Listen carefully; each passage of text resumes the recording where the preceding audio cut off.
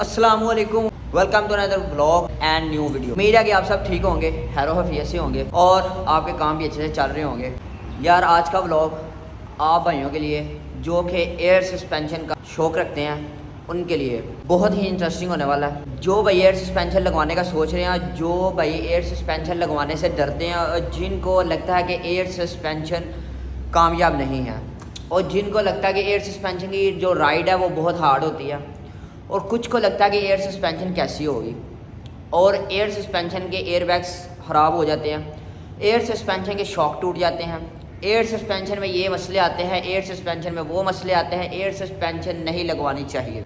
आज के इस व्लॉग में आपके क्वेश्चन जो हैं, जो कि आपका माइंड है, उस माइंड को लेते हुए आज के इस व्लॉग में हम आपके साथ करेंगे बात और आपके माइंड को हम करेंगे सेटिस्फाई। जितने भी सवाल आता है मैं उसके दूंगा आंसर।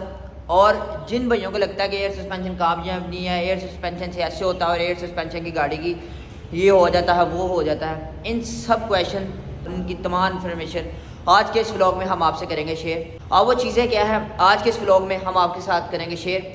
जिन्होंने चैनल सब्सक्राइब नहीं किया वो चैनल को सब्सक्राइब करें। बहुत सारा प्यार दिया आपने, लेकिन मज़ीद अभी और प्यार चाहिए, कम से कम 10K तो करवाए ना भाई के यार। और जिन्होंने नोटिफिकेशन ऑन नहीं किया नोटिफिकेशन ऑन करें, नेक्स्ट आने वाली वीडियो आपको नोटिफिकेशन मिले। तो फाइनल आपको बताया है कि आज का ब्लॉग आपके एयर सस्पेंशन के बारे में होगा, जिसमें आपके पास मैंने कुछ चीज़ें इस पर नोट कर ली हैं। वो क्या है 1 2 3 4 5 6 7 8 और मैं इसको बारी बारी आपसे एक्सप्लेन करूंगा इसमें क्या क्या चीज़ें हैं जिन चीज़ों का हमें ख्याल करना पड़ता है। एयर बैग क्यों खराब होते हैं? एयर बैग इसलिए खराब होते हैं कि एक तो सबसे पहले एक एयर बैग अच्छी क्वालिटी का होना चाहिए। ये चीज़ अब आप जिससे बाय कर रहे हैं वो अपना इत्मीनान आपको दे सकता है कि यार मेरी चीज़ आपको किसी किस्म का मसला नहीं देगी। और कुछ लोग कहते हैं कि लो राइडर के एयर बैग खराब हो जाते हैं। मैं लो राइडर की बुराई नहीं करता, लो राइडर की किस चीज़ में बुराई होगी वो मैं आपसे शेयर करता हूँ। एयर बैग जो है ये लो राइडर का और ये जो एयर बैग है ये एयर BFT का, क्योंकि हम तो सिर्फ एयर BFT का काम करते हैं। मैं इन दोनों का ही आपको बताऊंगा, दूसरी तीसरी कंपनी का मैं नहीं बता सकता, वो उनका है। अब कुछ लोग कहते हैं कि एयर बैग की हाइट जो लो राइडर की हाइट ज़्यादा मिलती है और एयर BFT की कुछ लोग कहते हैं कि हाइट हमें कम लगती है। अब इसका मैं नेक्स्ट क्वेश्चन में आपको इसका भी फर्क बताऊंगा। अब ये देखें, आप एयर बैग को देखें, एयर बैग सेम है। अब एयर बैग यहाँ से देखा जाए तो एयर BFT का एयर बैग बड़ा लग रहा है इसकी निस्बत, ठीक है। और ये नीचे उसकी फिटिंग है, इसको ना देखिए, ये तो यूनिवर्सल शॉक के साथ इसकी फिटिंग बनाई होती है ना। इसमें आपको 3 स्टेप मिल जाते हैं, इसमें आपको 2 स्टेप एयर बैग नजर आ रहा है। अब एयर बैग खराब नहीं होते, आप इसके ऊपर भी आप जितना मर्जी वजन डाल सकते हैं, जितना मर्जी वजन करें कोई मसला नहीं है, इसकी भी बर्दाश्त बहुत ज्यादा है, ठीक है। एयर बैग तब आपका खराब होगा जब ये किसी चीज के साथ टकराएगा। अगर इसके अंदर एयर है, इसके साथ कोई चीज लग रही है तो ये हर चीज बर्दाश्त नहीं करेगा। जैसे कि आप एक बलून ले लें, बलून के अंदर एयर होती है, उसको आप किसी ऐसी नुकीली चीज से आप उसको जब इशारा भी दोगे ना तो वो फट जाएगा। इसका भी सेम यही काम है। फिटिंग करने वाले पर डिपेंड करता है कि वो आपकी फिटिंग कैसे कर रहा है। उसकी सबसे पहला पॉइंट जो है आपका एयर बैग एक अच्छी कंपनी का होना चाहिए। नंबर 2, लो राइडर की हाइट ज्यादा मिलती है और एयर BFT की हाइट कम मिलती है। आपको मैंने बताया कि लो राइडर और एयर BFT के एयर बैग सेम हाइट के हैं। अब आपके एयर बैग आपकी हाइट नहीं देते, आपके एयर बैग हाइट देते हैं आपके शॉक। आपका जो शॉक का रॉड होता है, जो शॉक का अंदर वाला ये शॉक की बोतल होती है, ये लो राइडर का शॉक है। शॉक की जो बोतल होती है इसके अंदर जो ये जो रॉड होता है, आपके इस शॉक ने आपकी हाइट देनी होती है, आपके एयर बैग ने आपकी हाइट नहीं देनी होती। आपका एयर बैग अगर एयर BFT का इसके ऊपर लगा दें तो इसकी फिटिंग ऊपर आ जाएगी, लो राइडर का लगाएंगे उसकी फिटिंग यहाँ बैठेगी। उसी हिसाब से आपके शॉक के रॉड ने इसकी हाइट देनी होती है। तो जब उसके अंदर एयर आप फॉरवर्ड करते हैं तो गाड़ी को उठाने का काम करता है और जब आप उसको फुल प्रेशर देते हैं एयर बैग का फ्लॉ ज्यादा हो जाता है। आपका शॉक की जो रॉड की लेंथ होती है, जितनी उसकी कैपेसिटी जितनी उसकी लेंथ होगी उतना वो शॉक की बोतल से बाहर आएगा, उतनी ही आपको इसकी हाइट मिलेगी। इससे ज्यादा आपको हाइट नहीं मिल सकती, चाहे आप इसके अंदर 4 स्टेप वाला भी एयर बैग इंस्टॉल कर लें। ये था आपका दूसरा क्वेश्चन। नंबर 3 भी आ जाता है हमारा, एयर सस्पेंशन के शॉक क्यों टूटते हैं। अब उसमें ऐसी कौन सी चीजें हैं जो कि मैं शॉक्स का आपको बोलता हूँ कि उसमें किन चीजों के शॉक के ख्याल रखना चाहिए। अब लो राइडर के जो शॉक्स हैं उसमें शॉक क्यों जल्दी टूटते हैं उसका भी आज मैं आपको डिटेल में बताता हूँ। ये हमारे पास लो राइडर का शॉक है और ये हमारे पास एयर BFT का शॉक है। अब लो राइडर का शॉक इसकी निस्बत छोटा है, ये हमारे पास हर गाड़ी में एक ही शॉक इस्तेमाल हो रहा है, मीडियम साइज का। हाँ, गाड़ी में यही लगता है क्योंकि उन्होंने एक चाइना से वुड डिजाइन करवाया हुआ था, एक यूनिवर्सल शॉक्स, जो कि आप हर गाड़ी में इसको मैनेज कर सकते हो। अब इसकी हाइट क्यों ज्यादा मिलती थी आपको और ये क्यों जल्दी टूटते थे? इसकी हमारे पास नुमाइश आ रही है 42 सेंटीमीटर। इसकी शॉक की जो रॉड की नुमाइश है वो हमारे पास आ जाती है 17 सेंटीमीटर। ये शॉक क्यों टूटता है? अब ये देखिए, टोटल हमारे पास लेंथ है 42 सेंटीमीटर, शॉक की जो रॉड की पुमाइश है वो है 17 सेंटीमीटर और बोतल की जो पुमाइश है 25 सेंटीमीटर। हम इसको दबाते हैं, ये शॉक हमारा फुल बैठ गया, ठीक। शॉक का रॉड बाहर आ गया, जो कि आपका शॉक का रॉड जब आप एयर को फॉरवर्ड करते हैं तो ये शॉक का जो रॉड है आपके एयर बैग के अंदर आपकी हाइट देता है, आपका एयर बैग आपकी हाइट नहीं देता।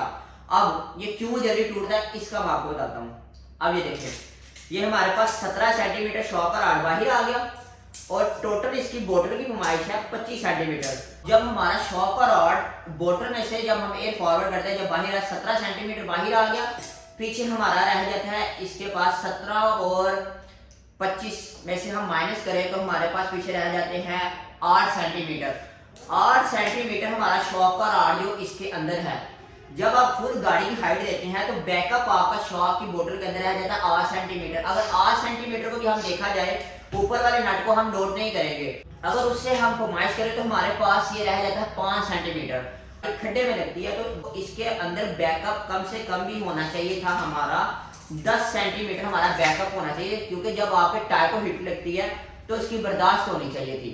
तो इस वजह से इसके अंदर बर्दाश्त कम से कम 5 सेंटीमीटर की बर्दाश्त है, जो कि आपकी गाड़ी के टायर का जो जम लगता है, खड्डे में लगता है, तो वो बर्दाश्त नहीं होती। इस वजह से आपका शॉक डैमेज हो जाता है, शॉक खराब हो जाता है। अब इसकी लिस्ट में मैं दूसरा आपको एयरबीएफटी का शॉक दिखाता हूँ। एयरबीएफटी शॉक की लाइफ जो है वो क्यों ज्यादा होती है, अब उसकी मैं आपको टोटल पुमाइश करके दिखाता हूँ। अब इसकी जो पुमाइश है ये हमारे पास आ रही है 49 सेंटीमीटर। शॉक की रॉड की जो पुमाइश है वो हमारे पास आ रही है 15 सेंटीमीटर। हम बोतल की पुमाइश करें तो ये हमारे पास आ जाती है 34 सेंटीमीटर। 15 सेंटीमीटर शॉक और बाहर आ गया, बैकअप पे हमारे पास रह जाता है 34 में से अगर 15 हम बाहर निकालें, बाकी हमारे पास रह जाता है 19 सेंटीमीटर। इसलिए खराब नहीं होता क्योंकि इसके अंदर भी बैकअप आपको कम से कम 19 सेंटीमीटर का, 15 सेंटीमीटर आपका रॉड बाहर काम कर रहा है आपके एयरबैग के साथ और 19 सेंटीमीटर आपका शॉक की बोतल के अंदर काम कर रहा है। अब इसलिए ये शॉक की लाइफ बहुत ज्यादा होती है। अब आपको समझ आ गई होगी, कुछ लोग कहते हैं कि यार हमें हाइट चाहिए, हमें ये हो जाता है। यार जब आप एयर सस्पेंशन का प्लान करते हो तो उसमें आप उसकी चीज, उसकी लाइफ का भी ख्याल रखें।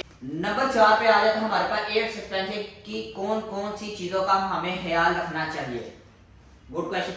अब एयर सस्पेंशन की आ जाती है हमारे पास सबसे पहले एल्यूमिनियम का टैंक और एक लोहे का टैंक। शॉक का डिफरेंट मैंने आपको करके बता दिया, एयर बैग का डिफरेंट मैंने आपको करके बता दिया। इसमें किन किन चीजों का ख्याल रखना चाहिए, फिटिंग करवा रहे हो किस तरह की फिटिंग कर रहा है। एक तो सबसे पहला पॉइंट जो आता है कि आपकी फिटिंग एक बेस्ट क्वालिटी, फिटिंग एक बहुत अच्छी होनी चाहिए जिससे आपकी एयर सस्पेंशन की लाइफ ज्यादा होती है।